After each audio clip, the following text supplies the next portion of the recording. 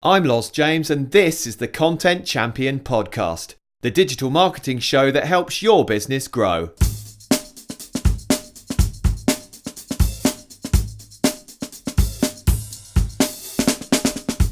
This episode is sponsored by Ahrefs.com, my favourite SEO software that I use every day on client and my own SEO campaigns. For your $7 7-day trial, visit ahrefs.com.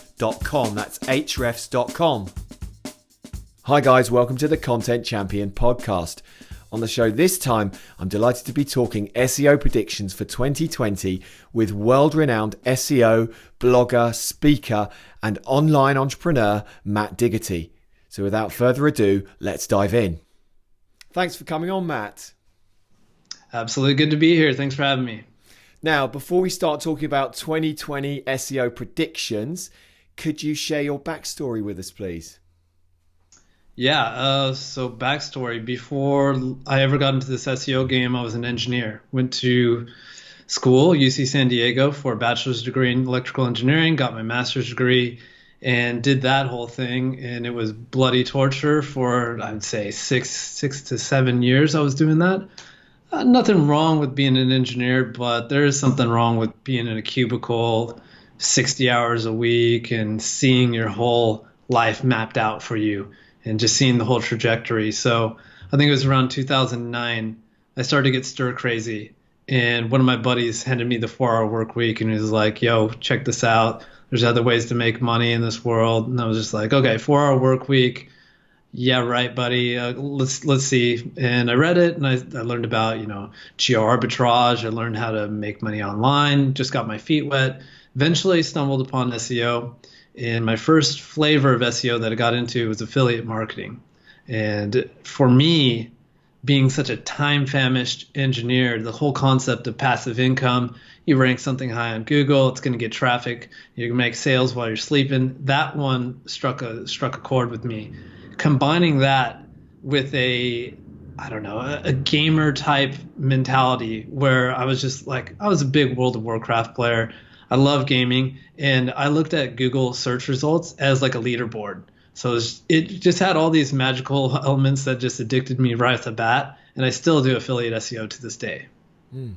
It seems to me, though, your engineering background, looking at you in the SEO industry, that sort of testing and that analytical approach to SEO that you take where you literally only work on what works, only go on what works. That sort of feeds into it, doesn't it? That engineering background and your approach to where you've taken your SEO practice.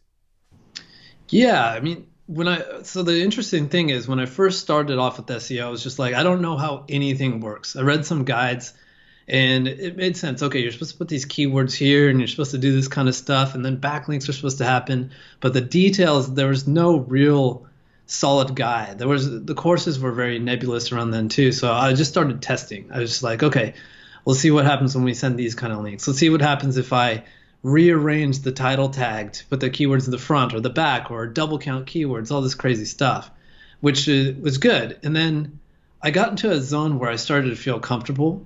And then I would just feel like, okay, I've been doing this for long enough. I'm making some money. I'm just going to start making some decisions off the cuff. If it sounds like it's going to work, it'll work.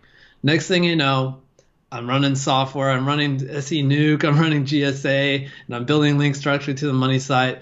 Good old Penguin 1.0 comes out, completely wipes my portfolio. And then I would have to say, in terms of the events that happened in my SEO career, that was the best thing that ever happened to me. Me getting put in my place, slammed on my ass, and then just a reminder saying, dude, get back to your roots. Remember the testing. Remember, look at everything like science. Get that back out. And then, of course, it's a lot more difficult to test everything, but you get the right results. You save more money and time in the long run. Okay, and tell us about the SEO businesses that have come out of that approach. Oh, okay. So we have Diggity Marketing. Diggity Marketing is like my brand. It houses my blog, diggitymarketing.com. But underneath that, we have LeadSpring. LeadSpring is my affiliate marketing agency where we're just completely dedicated to building, ranking, monetizing, and eventually flipping affiliate websites. I have a client-facing agency called The Search Initiative and a backlink service called Authority Builders. have a course called the Affiliate Lab, and I'm in the conference game. I do Chiang Mai SEO Conference, which is coming up in 1 month exactly. Yeah. It's amazing. Where'd you get the time to do anything? You must have a big team behind you helping you manage all this, I guess. Dude, so it's not only a big team. I wouldn't even say it's a big team, but I am fortunate enough to have the most awesome business partners on the planet that are reliable. I look at them like brothers and sisters. Like that's the key. That's the key to making this stuff happen is having solid partnerships, like as strong as marriages. Honestly, I'm really blessed. And if any of you guys are watching this, I love you. Hey, that's great. So it's a people business. A lot of people think of SEO as being a technical sort of in the trenches business, but you're saying it's the people that make it important. That's great. And I'm glad you mentioned your marriage there, because I watched your wedding video of you guys doing a dance off. I used to do break dancing, and I just thought that was great. I thought, okay, what's he going to do? Okay, that's amazing. Really? That's awesome. I didn't know that about you. You're going to have to send me some videos so I can make fun of you. Yeah, no, body popping. I'm going to leave that there. Okay. Right, let's get down to business. 2020 SEO predictions. Going to split these into technical, on-page, content, backlinks, or off-site. So, starting from the top, based on your testing, what can we expect with regards to technical SEO trends next year? Technical. Okay, so based on testing, like I don't think testing will give me any extra insight on where we're going with trends and stuff.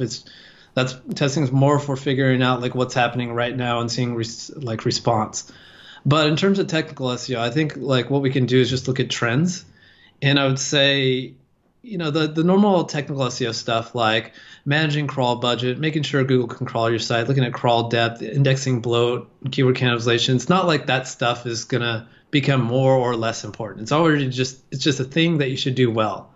In fact, that it might even be the case that you getting severely slammed for having a index bloat or something like that. Maybe they'll relax on that, because with Moore's law and technology becoming cheaper and storage space getting cheaper and all that, maybe they'll start stinging us less. But if we do look at trends, if there's anything that we can count on, is that Google wants to keep more of those clicks from the search result. And I bet there's going to be more quote unquote features in disguise that look like good things for us webmasters that are really just more ways for them to keep more of the clicks. Like this year, right? FAQ schema, right? It looks like, wow, I have more search volume or more clickable space in the SERP result, but actually that's just more answers right there that they don't need to dive into your website to click into. So let's predict that we're going to see more structured markups, more schema-based features come out that are probably going to have something to do with, affecting the search result. What these things are, I don't know. I have no idea. But can guarantee you can count on them coming out for sure. One thing I've noticed as a podcaster is, I don't know if you've seen this as well, is the little boxes that are appearing just displaying all your podcasts. So are Google sort of able to understand now the audio? Is that in the algorithm? Is that being ranked? Because I'm seeing all these great listings for my podcasts that weren't there sort of 5-6 months ago. Yeah, I mean, there's an example of it working in your favor, right? Like for sure, you type in your name and you're just expecting to get your top level website, but you're getting all the podcasts laid out. That's great. That's more visibility for you. But it's in those competitive SERPs where it's not just like a brand name search. You're just going to end up with less clicks. Okay. People are getting their answer then and there. So technical SEO isn't going to be any less important, but we've got to make sure that going forward into next year, we've got to get everything, all our ducks in a row, and make sure that our site is technically good for SEO, a good foundation, basically. Yeah, I mean, and that's not an increasing trend. That's just been there for a while. I would say the only thing to watch out for 2020 is just keep an eye on these like advancements with schema, structured markup, and how that affects the SERP result. Okay, cool. Right, let's move on to on-page SEO. Where do you think things are heading in this area? This one's interesting. So I think a big trend that we've seen, at least in the last year, is that Google's getting better at categorizing for different search, for different queries. They're looking for the same thing all the time. Like if you're looking at, like it's top or how to tie your shoelace, right? Maybe you're going to find in the search results these days, it's always going to be like top 5 ways to tie your shoelace or best 10 ways to tie your shoelace. Like the listicles will come up in every single one. Or maybe you look at how to tie your shoelace and it's something different. It's just like it's all videos or something like that. They're getting very uniform in the way that they're giving their results out.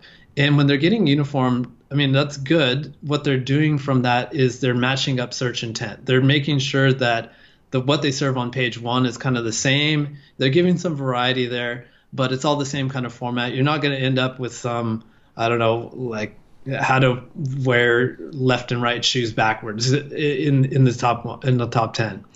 But when it becomes predictable like that, I think one advantage that we're seeing as SEOs is there's software coming out, the software that's been out for a while that's good at analyzing page 1 and picking up those trends. We got Website Auditor, we got Surfer SEO, we got Page Optimizer Pro, we got Core, we got all these tools that are becoming more prolific now because they're able to pick up on these patterns that Google keeps putting out and making more common these days, and giving us insights on what does it take to rank page 1, what kind of word count is needed, what kind of word count, keyword densities. What kind of keyword optimization, how many images they have on the page, it's like a whole bunch of stuff. What I'm excited about, what I think would be cool happening is if the software side of the industry, these analyzers get a little bit more sophisticated, right? So Google's good, getting pretty damn sophisticated with it, but what if the analyzers are able to do stuff and just say like, okay, here's the right sentiment score you need to be on page 1 for this query, or here's like an NLP score. Did they answer this query with an NLP friendly format? These top 3 did, those top bottom 6 didn't, and then you can see a pattern there. Or how about maybe these analyzer tools will give us scores on how possible it is for you to steal the snippet with this particular format, right? So if Google's using machine learning to organize their search results, like what's it going to be like when the software is able to too? We might be able to steal some of that edge back that we've been losing against the algorithm because it's getting so complicated. That's is this my prediction? But maybe it's just more of my wish. Well, no, 'cause it is interesting with the machine learning. Where are you, do you think, on the tipping point between, UX, on-page engagement factors and, that searcher intent being realized? Between that being, the most important factor and off-page, like link build and everything, being eclipsed by that? I don't know, man. I used to think that we were getting a lot closer, right? Like we're getting closer to this cusp of them not needing external signals like backlinks to figure out a piece of content's good. They're just using user metrics. They're just using content analysis, and they're just getting smarter with machine learning and stuff like that. But then I started to invent like little scenarios. Like, let's say, for example, you're trying to rank for best meatloaf recipe, and there's the top 10 all have the same recipe. You add this much meat, and then you add this much ketchup, or whatever the hell it is. Are these guys penalizable with duplicate content? Probably not, because it's just a meatloaf recipe. You don't have to have a unique one in order to rank. It all can be the same one. So then at the end of the day, you still do need external signals to say which one should rank number 1. You do need to decide it based on some other factor there. So how close are we? Maybe for some searches it's starting to get closer, but some of them it's just going to always have to have some links in the equation, some kind of external signals. I can't see any way around it right now, but I guess when general AI comes online, then that's going to be solved for us anyways. Yeah, Skynet, yeah. So, okay, so in that example, it's down to authority then on page. If you've got 10 people that have written exactly the same recipe for meatloaf, the celebrity chef that's written the article about meatloaf is going to rank number 1. And what is authority coming down to? Is it mean this actual author's fame? I don't really believe EAT and all that kind of stuff is really recognizable by the algorithm. I don't think if I have a fake persona and I say he went to NYU, it's not going to like go to the files of NYU and look up his name, and then it's not going to do that kind of stuff. But I think it's still going to look at authority from the typical signals. How long has this website been out? How many backlinks does it have? That kind of stuff. So authority, yeah, in that context is only down to how many other relevant authoritative sites think yours is the best answer, which is backlinks again. Okay, we'll get onto that later.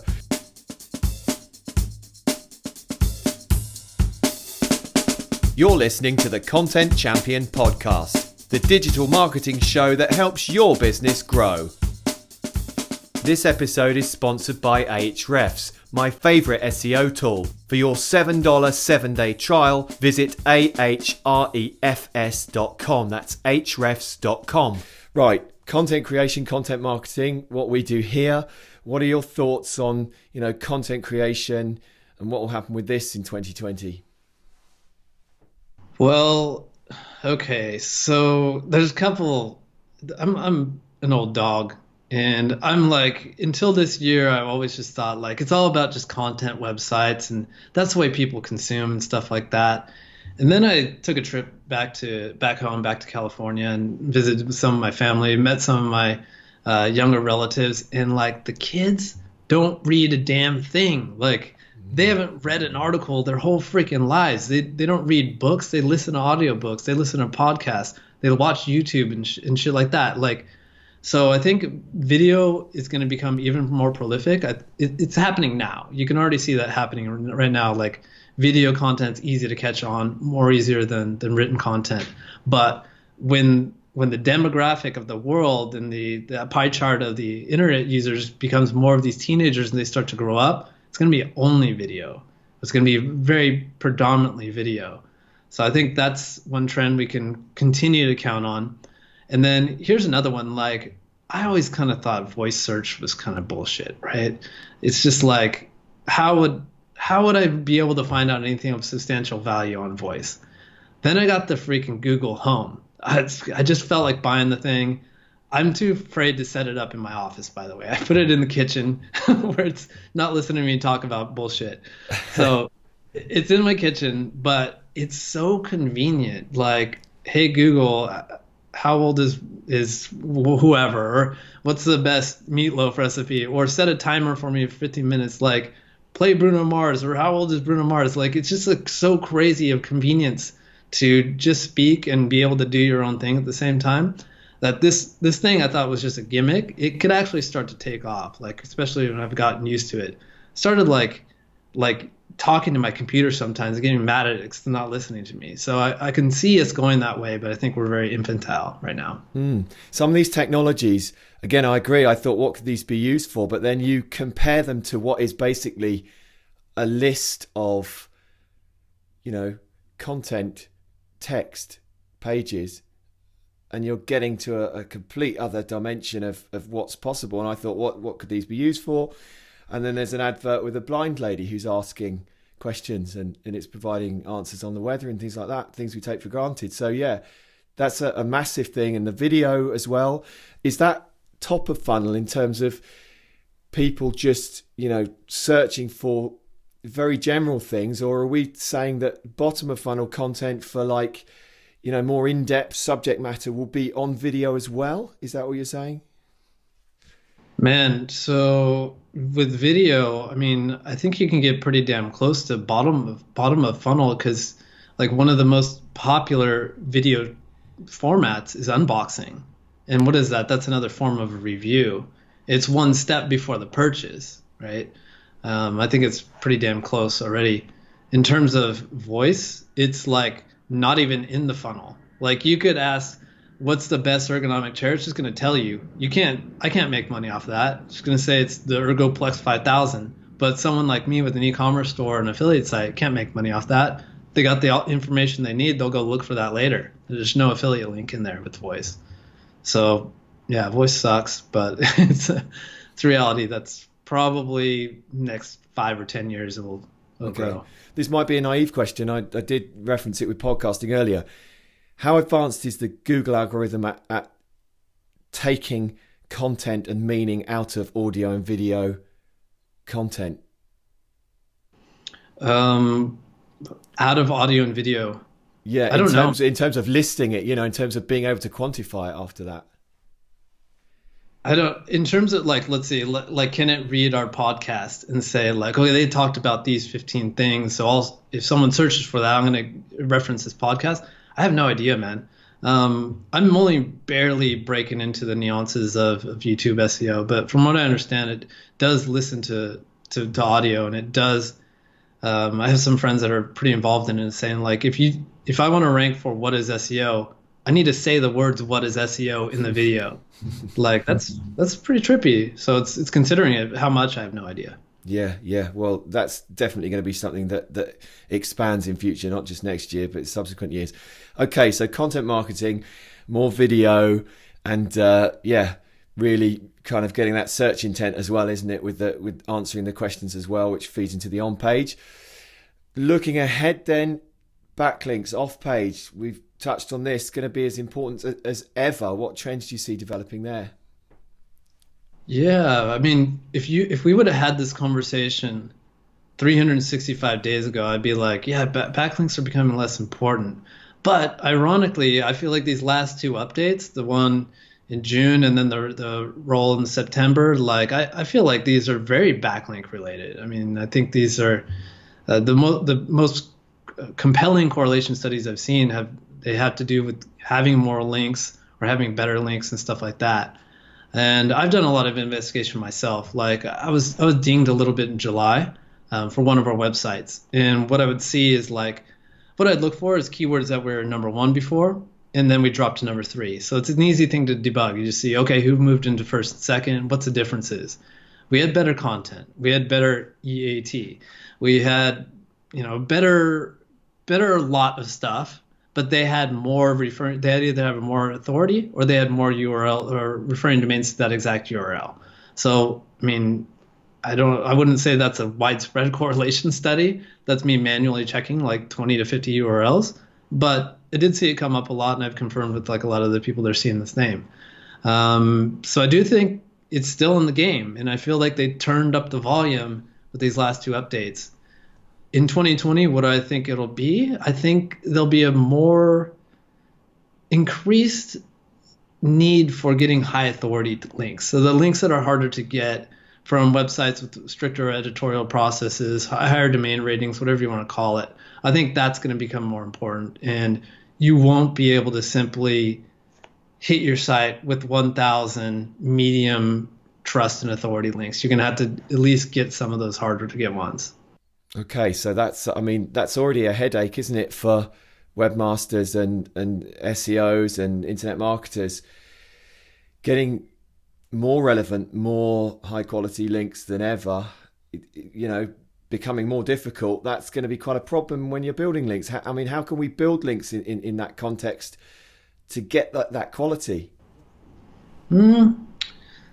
I guess it just comes down to being clever about it, thinking about outside the box approaches. Every time you build a backlink, it's the value exchange. So while everyone else on the internet is spamming everybody with, I can write content for you if you give me a backlink, you try something different. And what that's going to be is going to depend on your strategy. We won't get into any of that right now, but I think it's just all about staying outside the box. I'm thinking ahead. Yeah, and stop sending all those just standard outreach approaches, which kind of never work, which you delete straight away.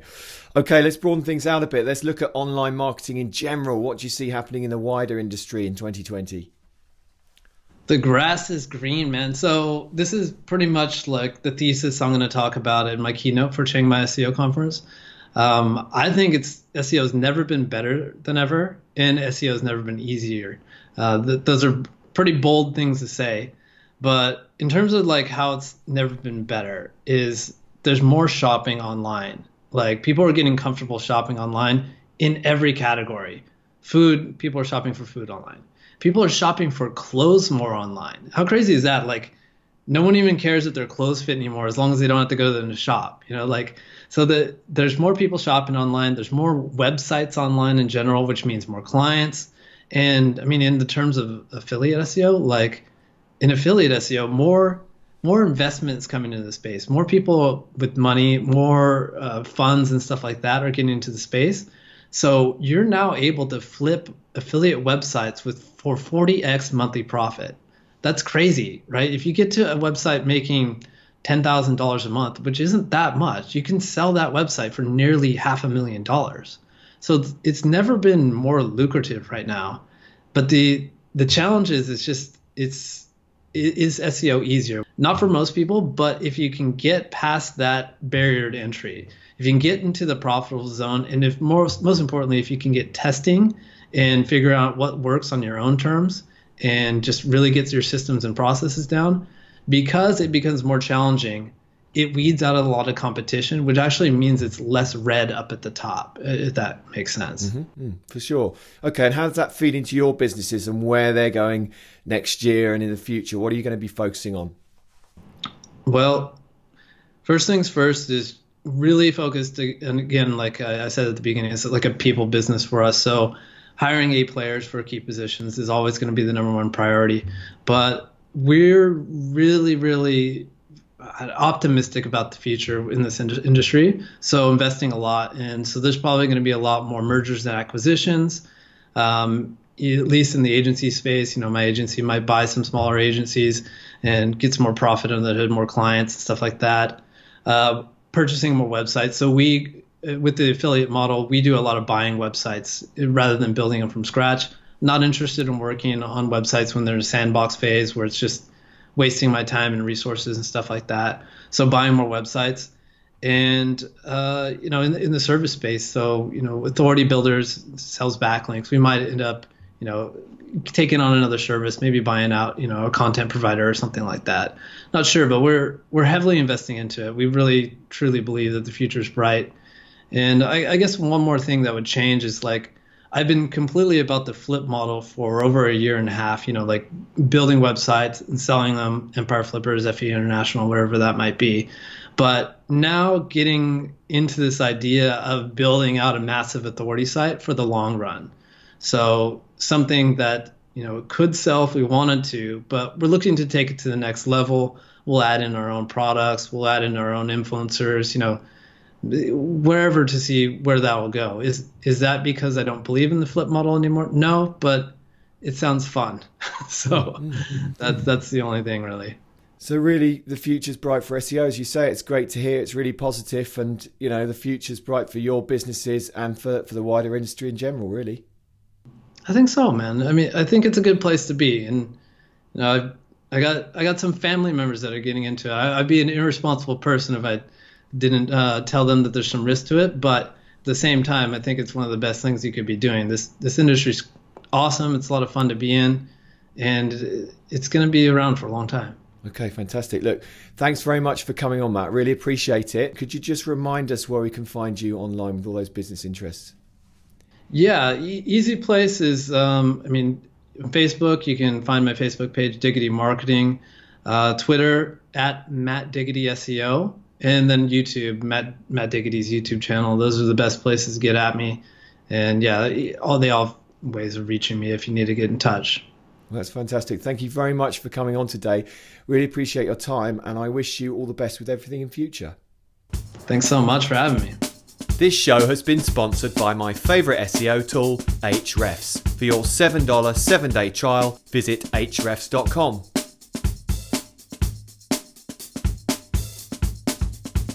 Thanks for listening to the Content Champion podcast, the digital marketing show that helps your business grow.